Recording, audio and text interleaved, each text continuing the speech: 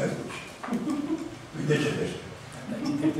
E cald ca în cuptor.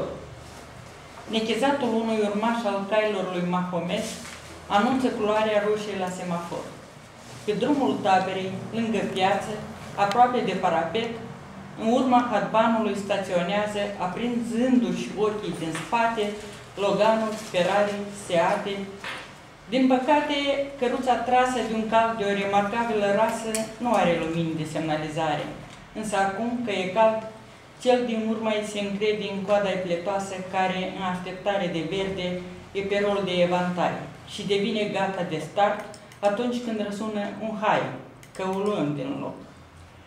Conferindu-i un ceva aparte rutierului hard rock cântat de motoare, anvelope și asfalt, se face auzit un sistem de percuție.